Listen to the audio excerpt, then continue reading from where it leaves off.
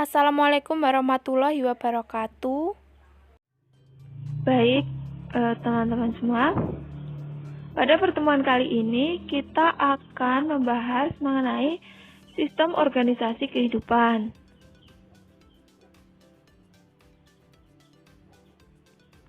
Nah, dalam sistem organisasi kehidupan, yang pertama itu adalah sel, yang merupakan unit terkecil dalam struktur organisasi kehidupan.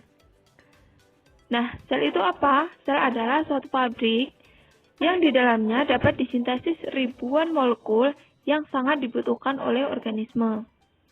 Ukuran sel ini sangat bervariasi tergantung dari fungsinya. Begitu juga dengan bentuk sel. Itu sangat bervariasi tergantung dari fungsinya masing-masing. Nah, secara umum, struktur sel itu terdiri atas dinding sel, membran sel, retikulum endoplasma, badan Golgi, lisosom, mikrobodi, mitokondria, kloroplas, ribosom, nukleus, mikrotubul dan mikrofilamen, sentriol, silia, dan juga flagel.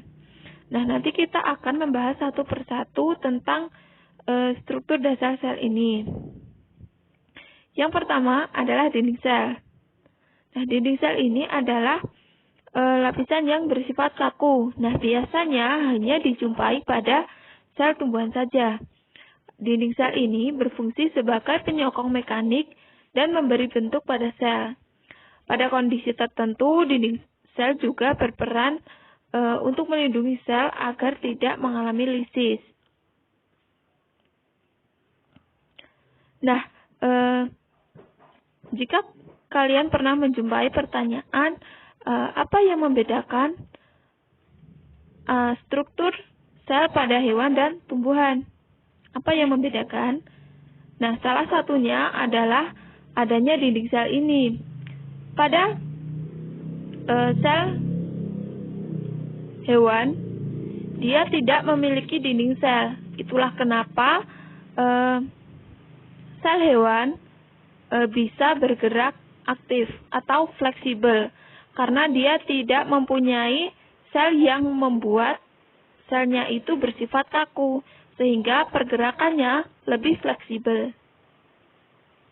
Kemudian yang kedua adalah membran sel atau membran plasma.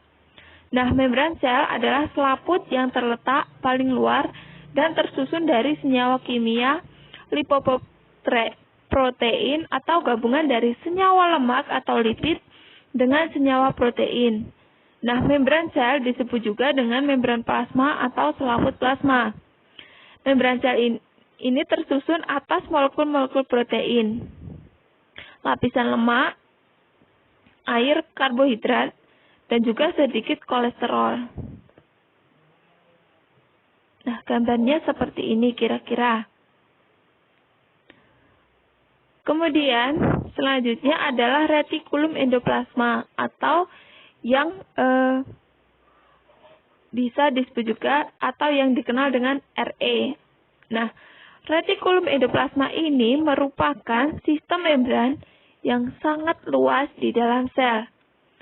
Pada preparat sel irisan dengan menggunakan mikroskop elektron akan tampak membran itu berpasang-pasangan dan meliputi rongga-rongga dan tabung pipih. Ruang yang saling terkurung ini mungkin saling berhubungan. Nah, membran-membran ini mempunyai struktur lipid protein yang sama dengan yang ada pada membran lain pada sel tersebut. Nah, retikulum endoplasma ini ada dua, yaitu RE kasar dan RE halus. RE kasar atau retikulum endoplasma kasar disebut kasar karena bagian ribosom menonjol di permukaan sitoplasmik membran. Sedangkan RE halus disebut demikian karena permukaan sitoplasmanya tidak mempunyai ribosom. Nah, selanjutnya adalah badan Golgi. Badan Golgi atau sering disebut juga dengan aparatus Golgi Ini bisa dijumpai pada hampir semua sel tumbuhan dan juga hewan. Nah, protein yang disintesis oleh RER atau Rock Endoplasmic Reticulum dipindahkan ke dalam badan Golgi ini. Nah, protein-protein tersebut akan terkumpul di dalam saku-saku tersebut sampai penuh dengan protein yang kemudian akan berpindah ke permukaan sel dan mengeluarkan isinya ke bagian luar. Nah, badan Golgi ini fungsinya untuk apa? Antara lain adalah untuk memodifikasi produk sekresi, kemudian untuk mensekresi enzim-enzim, khususnya enzim lipoprotein pada sel produk sekresi. Kemudian untuk glikoksilasi protein-protein yang disintesis oleh RE kasar. Kemudian juga untuk pembuatan membran untuk vesikula yang dikeluarkan dari permukaan matang. Kemudian yang selanjutnya adalah inti sel atau nukleus. Nukleus adalah struktur yang berbentuk bulat dan biasanya itu terletak di tengah-tengah sel. Nah, nukleus ini merupakan bagian terpenting bagi kehidupan sel. Nukleus dibatasi oleh dua lapisan membran yang disebut membran inti. Nah, membran inti ini memiliki struktur yang mirip dengan membran sel. Membran inti memiliki pori-pori yang hanya bisa dilalui oleh substansi tertentu. Membran ini memiliki fungsi sebagai pelindung inti sel dan juga sebagai tempat pertukaran zat antara materi inti dan juga sitoplasma. Nah, inti sel ini masih memiliki bagian-bagiannya lagi, yaitu ada 3. Yang pertama, cairan inti atau nukleoplasma. Nah, pada cairan ini mengandung senyawa kimia yang sangat kompleks dan juga terdapat enzim, ion, protein, dan juga nukleotida. Kemudian yang kedua ada nukleolus atau anak inti. Inti dari inti. Nah, anak inti ini adalah struktur berbentuk bulat yang tersusun atas filamen-filamen dan butiran-butiran. Kemudian yang ketiga adalah kromatin, yang merupakan struktur yang berupa benang-benang halus yang mengandung DNA di dalamnya. Kemudian yang selanjutnya adalah mitokondria. Mitokondria mengandung enzim yang dapat melepaskan energi dalam bentuk makanan pada proses respirasi sel. Oleh karena itu, mitokondria juga sering disebut sebagai powerhouse atau pabriknya energi dari sel itu tersebut. Kemudian, setiap mitokondria memiliki 2 lapis membran, yaitu membran dalam dan membran luar. Membran dalam pada mitokondria membentuk lipatan-lipatan yang disebut krista, yang bentuknya itu berkelok-kelok. Yang kemudian, adapun membran luar yang membatasi mitokondria dengan sitoplasma. Nah, fungsinya untuk apa? Fungsi mitokondria adalah sebagai pusat respirasi seluler yang menghasilkan banyak energi ATP.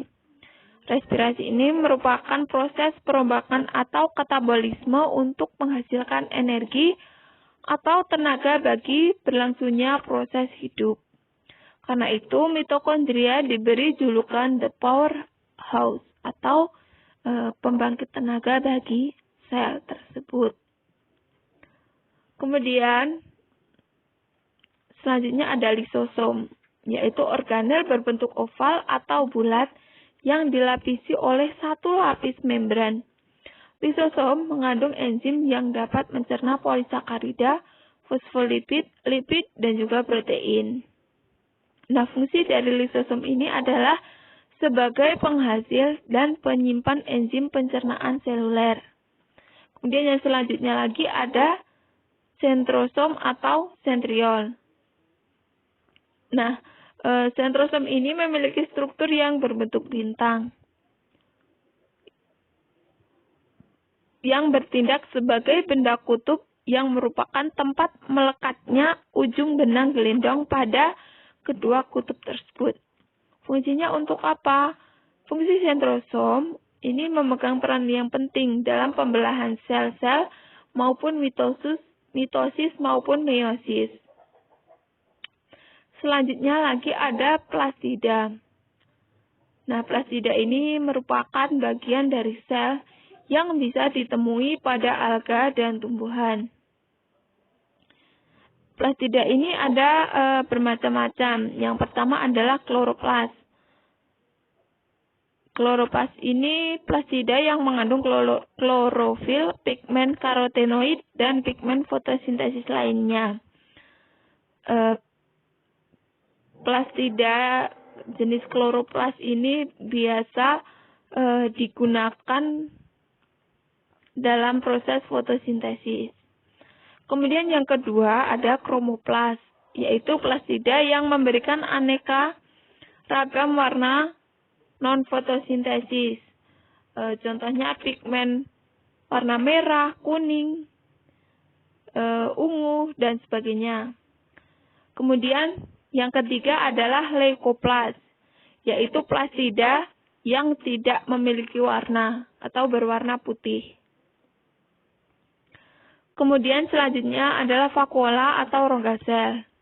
Nah, vakuola ini lebih sering ditemukan dalam sel tumbuh-tumbuhan daripada sel hewan, yang masing-masing dipisahkan dari sitoplasma oleh sebuah selaput yang seperti mirip dengan membran plasma.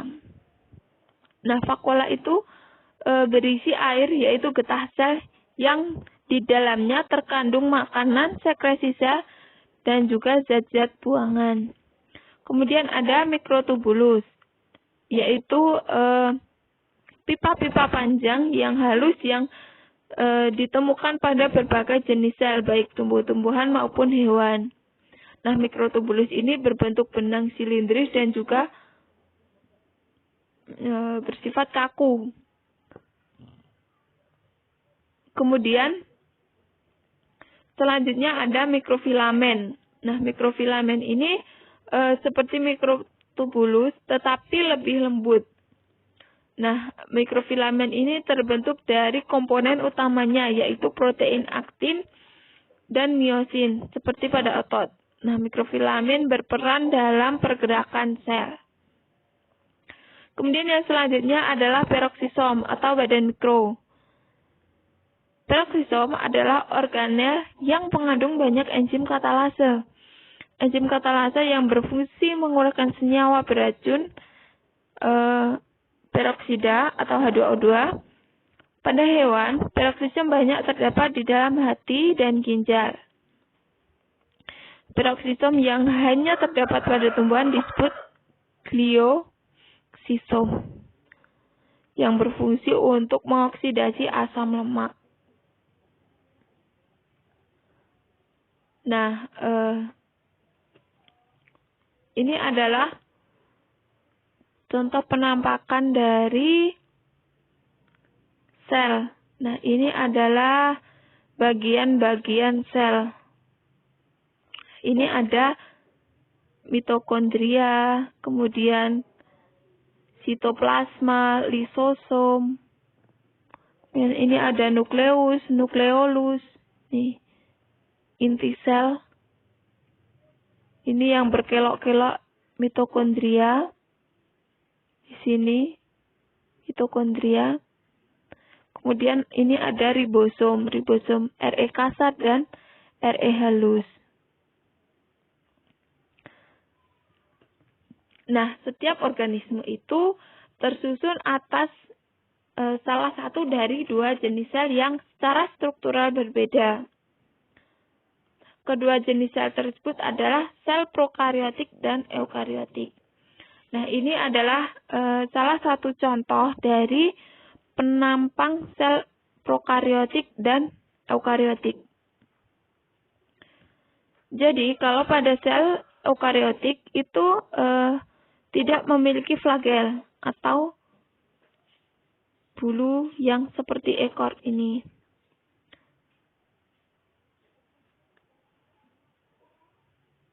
Nah, perbedaan yang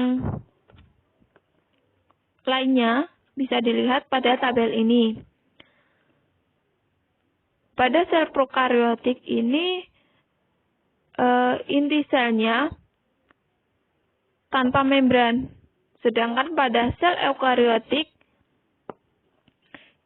inti selnya masih dibungkus oleh selaput.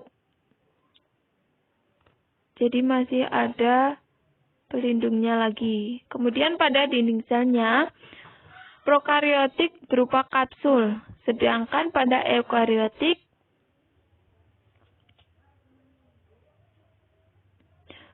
ini berupa dinding sel pada sel tumbuhannya. Kalau pada sel hewan tidak ada. Kemudian RE-nya pada prokariotik tidak terdapat retikulum endoplasma, sedangkan pada sel eukariotik ada. Kemudian badan Golgi-nya tidak ada, dan pada sel eukariotik juga ada. Begitupun dengan mitokondria dan juga lisosom dan sentriol. Kemudian untuk bagian ribosom pada sel prokariotik ada pada sitoplasma, sedangkan pada sel eukariotik ada juga terdapat pada sitoplasma dan endoplasma. Kemudian yang selanjutnya adalah jaringan. Oke, jadi jaringan hewan itu ada 4, yaitu jaringan epitel, jaringan otot, jaringan ikat, dan juga jaringan syaraf.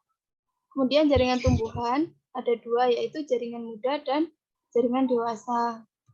Nah, yang pertama pada jaringan hewan itu adalah jaringan epitel, yang merupakan jaringan penutup permukaan tubuh, baik itu permukaan tubuh sebelah luar maupun sebelah dalam. Contohnya pada permukaan sebelah luar adalah kulit, dan yang pada sebelah dalam itu contohnya pleura yang disebut dengan mesotelium. Kemudian sel-sel epitelium itu terikat satu dengan yang lainnya dengan suatu zat pengikat antar sel, sehingga pada sel epitelium ini tidak ada ruangan antar sel. Dengan demikian, jaringan ini dapat melindungi jaringan yang ada di bawahnya dari pengaruh luar. Kemudian yang selanjutnya, nah ini adalah jenis-jenis dari jaringan epitel.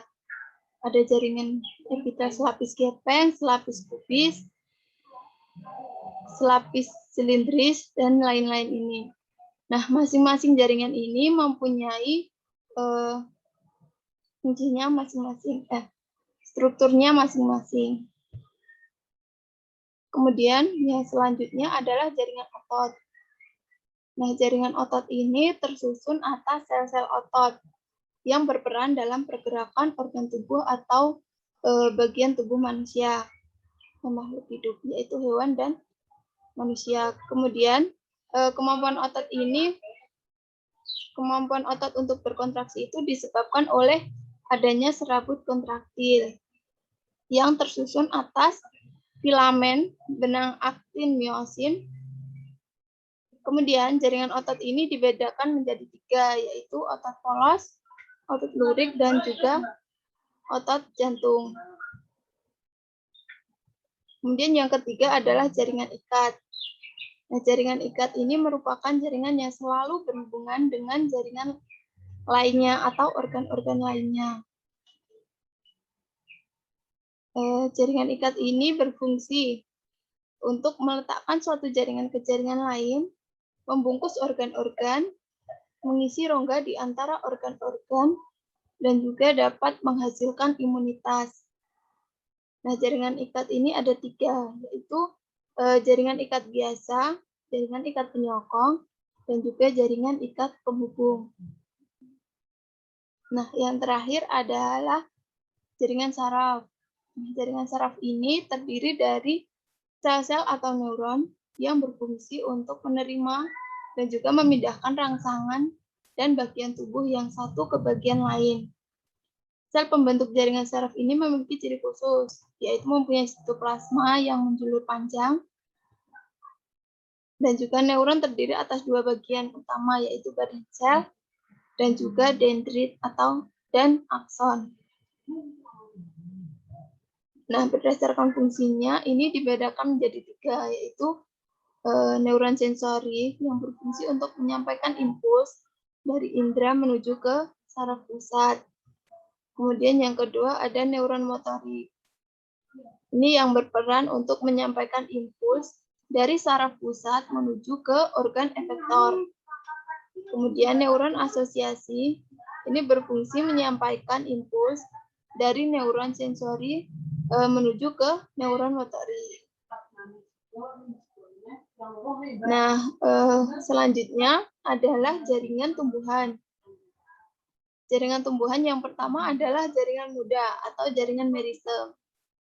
Nah, jaringan meristem itu adalah jaringan yang masih aktif terus-menerus mengalami pembelahan untuk menghasilkan sel-sel baru. Kemudian, jaringan ini memiliki ciri-ciri seperti tadi ya, selnya aktif melakukan pembelahan. Ukuran selnya kecil dan seragam. Selnya rapat dan tidak terdapat ruang antar sel. Selnya ini berbentuk variasi, ada yang bulat, lonjong, ataupun poligonal. Kemudian juga memiliki dinding sel yang tipis dan banyak mengandung sitoplasma. Memiliki satu inti sel atau lebih yang relatif besar, kemudian memiliki vakuola yang kecil atau hampir tidak ada. Nah, ini adalah contoh dari jaringan meristem. Jaringan meristem itu ada tiga, yaitu meristem apikal, meristem interkalar, dan juga meristem lateral. Meristem apikal itu akan membuat meristem apikal itu terdapat pada ujung batang dan juga ujung akar. Nah, meristem apikal ini akan membuat suatu jaringan itu tumbuh menjadi lebih panjang. Nah, itu kenapa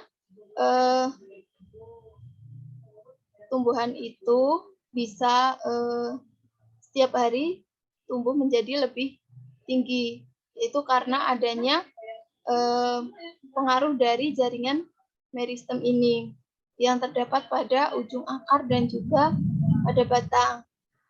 Selain itu, pada batang juga terdapat meristem lateral. Nah, meristem lateral ini berfungsi untuk membuat batang tumbuhan itu tumbuh menjadi lebih lebar. Jadi, tumbuhan itu bisa tumbuh menjadi lebih tinggi dan lebih lebar itu karena adanya pengaruh dari jaringan meristem ini. Kemudian, yang selanjutnya adalah jaringan dewasa. Nah, jaringan dewasa adalah jaringan yang terbentuk dari diferensiasi sel-sel jaringan meristem. Nah, jaringan dewasa ini sudah tidak mengalami pembelahan lagi seperti jaringan meristem. Karena jaringan dewasa ini sifatnya adalah sudah permanen dan bersifat irreversibel ya. Tidak dapat kembali ke bentuk semula. Nah, jaringan ini memiliki ciri-ciri seperti tidak melakukan aktivitas membelah diri. Kemudian ukuran selnya relatif lebih besar daripada sel meristem. Kemudian vakuolanya berukuran besar. Plasma sel hanya sedikit, seperti selaput yang menempel pada dinding sel. Kemudian pada jaringan ini terdapat ruang antar sel, kecuali pada jaringan epidermisnya. Nah, ini adalah macam-macam dari jaringan dewasa. Contohnya pada daun. Ini ada jaringan epidermis, jaringan parenkim, jaringan penyongkong, dan jaringan pengangkut. Nah, ini adalah jaringan epidermis. Jadi pada tumbuhan maupun hewan, jaringan epidermis itu bersifat rapat ya, tidak terdapat ruang antar selnya. Karena jaringan epidermis ini berfungsi untuk melindungi jaringan-jaringan yang ada di bawahnya ini. Jadi untuk menghindari pengaruh dari luar, maka selnya ini sangat rapat. Nah, kemudian ini juga ada jaringan pengangkut, ada xilem dan juga floem. Nah, ini adalah contoh penampang dari jaringan tumbuhan, yaitu jaringan dikotil dan monokotil. Dapat dilihat bahwa jaringan dikotil itu susunan selnya rapi. Kemudian pada jaringan monokotil itu tidak beraturan. Nah, bagian-bagiannya sama, ada di sini pada jaringan dikotil juga terdapat epidermis pada bagian luar. Kemudian terdapat jaringan pengangkut yaitu floem dan xilem yang di sini tersusun secara rapi dan teratur, yang di sini tersebar dan tidak beraturan. Selanjutnya, ini adalah contoh jaringan tumbuhan lagi pada penampang daun secara mikroskopis. Nah, ini penampang secara dilihat dari samping. Nah, di sini ada lapisan kutikula, yaitu permukaan daun bagian atas. Kemudian di sini ada epidermis atas yang dapat terlihat selnya tersusun sangat rapat. Kemudian di sini epidermis bawah juga susunan selnya sangat rapat. Kemudian ini ada bagian-bagian sel seperti kloroplas, sel pelindung, stomata, jaringan pengangkut, dan lain-lain. Nah, selanjutnya ini adalah contoh dari sel hewan yang dilihat secara mikroskopis. Nah, ini ada sel otot polos, otot lurik, dan juga otot jantung. Nah, apa perbedaan dari ketiga jenis otot tersebut? Nah, yang membedakan yang pertama adalah letaknya. Pada otot polos itu terletak pada lambung, rahim, kantong urin, pembuluh darah, dan juga uterus. Kemudian otot lurik yang ini itu biasanya melekat pada rangka, karena otot lurik ini juga biasa disebut dengan otot rangka. Kemudian otot jantung itu terletak pada dinding jantung. Kemudian bentuk serabutnya, otot polos tidak beraturan, otot lurik beraturan, otot jantung juga beraturan. Jumlah intinya, otot polos satu berada di tengah, kemudian otot lurik banyak berada di tepi, otot jantung juga satu berada di tengah. Kecepatan responnya, otot polos lambat, otot lurik cepat, sedangkan otot jantung sedang. Cara kerjanya, otot polos dan otot jantung itu secara tidak sadar. Kemudian untuk otot lurik itu bekerja secara sadar. Untuk kemampuan kontraksinya, otot polos itu lama, otot lurik sebentar, otot jantung sedang. Nah, untuk warnanya, otot polos itu polos, otot lurik dan otot jantung itu termasuk otot lurik. Jadi warnanya adalah lurik. Nah, yang selanjutnya adalah organ. Organ merupakan sekumpulan jaringan yang memiliki fungsi dan struktur yang sama. Organ menjalankan fungsinya dengan didukung oleh organ lainnya, sehingga membentuk sistem organ. Semakin besar tingkatannya, maka organ-organnya juga akan semakin lengkap. Nah, di sini ada dua, yaitu organ pada hewan vertebrata dan manusia, dan juga organ pada tubuh tumbuhan. Yang pertama, organ pada hewan vertebrata dan manusia. Contoh organ ini yang dimiliki oleh hewan tingkat tinggi dan manusia. Contohnya adalah mata, paru-paru, jantung, hati, lambung, ginjal, telinga, dan juga kulit. Mata itu berfungsi sebagai alat untuk melihat. Paru-paru sebagai alat pernafasan, jantung bertugas untuk memompa darah, hati berfungsi untuk menetralkan racun, ginjal berfungsi sebagai alat pengeluaran ekskresi, telinga berfungsi sebagai indera pendengar, dan kulit juga berfungsi sebagai pelindung jaringan di bawahnya dan untuk pengaturan suhu. Jadi, masing-masing organ pada hewan tingkat tinggi dan manusia ini memiliki fungsinya masing-masing. Kemudian yang kedua ada organ pada tubuh tumbuhan. Nah, organ-organ pokok yang terdapat pada tumbuhan adalah seperti akar, batang, dan juga daun. Yang pertama, daun itu tersusun atas jaringan epidermis, jaringan palisada, jaringan spons, jaringan pengangkut. Nah, sudah dibahas pada subbab jaringannya sebelumnya.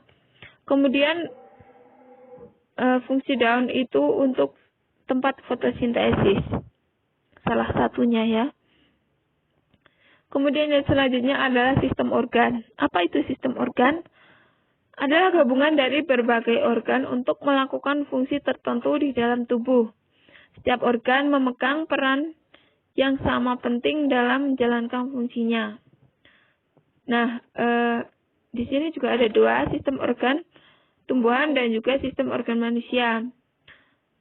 Yang pertama, sistem organ tumbuhan. Seluruh organ yang ada pada tumbuhan, baik itu akar, batang, maupun daun, itu menjalankan fungsinya agar tumbuhan dapat tumbuh dan berkembang.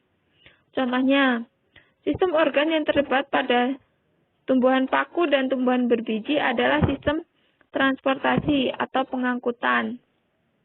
Sistem transportasi tumbuhan melibatkan jaringan-jaringan pengangkut yang terdiri atas pembuluh kayu dan pembuluh tapis. Selanjutnya, sistem organ pada manusia. Nah, sistem organ pada manusia itu pada tubuh manusia terdapat sekitar kurang lebih 9 sistem organ, yaitu sistem rangka, sistem otot, sistem pencernaan, sistem pernapasan, sirkulasi, saraf, endokrin, sistem ekskresi, dan juga sistem reproduksi. Nah, sistem organ pada manusia dan hewan itu hampir sama. Hanya ada beberapa pada hewan tertentu yang memiliki sistem organ yang hanya beberapa. Nah, pada tabel ini kita bisa melihat dari sistem organ apa saja yang ada di dalamnya, kemudian fungsinya untuk apa. Nah, bisa dilihat di sini pada sistem rangka itu di dalamnya terdapat organ-organ seperti tengkorak, tulang dada, tulang rusuk, tulang belakang, tulang bahu, tulang pinggul, serta tulang anggota badan. Nah, fungsinya untuk memberi bentuk tubuh, melindungi organ-organ yang lunak dalam tubuh, dan juga sebagai alat gerak pasif. Nah, Begitu juga dengan sistem organ yang lainnya seperti sistem otot, pencernaan, pernafasan. Di sini ada organ-organ yang ada di dalamnya dan juga fungsinya masing-masing. Kemudian yang terakhir adalah organisme atau individu. Semua sistem organ itu akan bekerja sama untuk melakukan fungsi hidup atau proses kehidupan untuk menopang kehidupan organisme atau individu. Nah, pada dasarnya keberlangsungan hidup organisme itu berkaitan dengan kehubungan antara sistem organ yang satu dengan yang lainnya. Misalnya, jika terdapat kerusakan pada salah satu sistem organ, maka akan mempengaruhi sistem organ lainnya. Misalnya pada tubuh manusia, jika sistem ekskresi tidak bekerja dengan baik karena ginjal telah rusak, maka zat-zat sisa yang bersifat racun akan tertimbun di dalam darah. Nah, hal ini akan menyebabkan terganggunya sistem peredaran darah.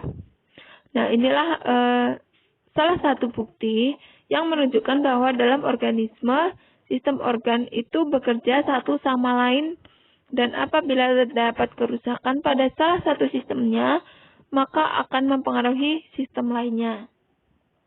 Jadi organisme atau individu itu merupakan kumpulan dari sistem-sistem organ pada tubuh yang masing-masing sistem itu akan berkaitan satu sama lain.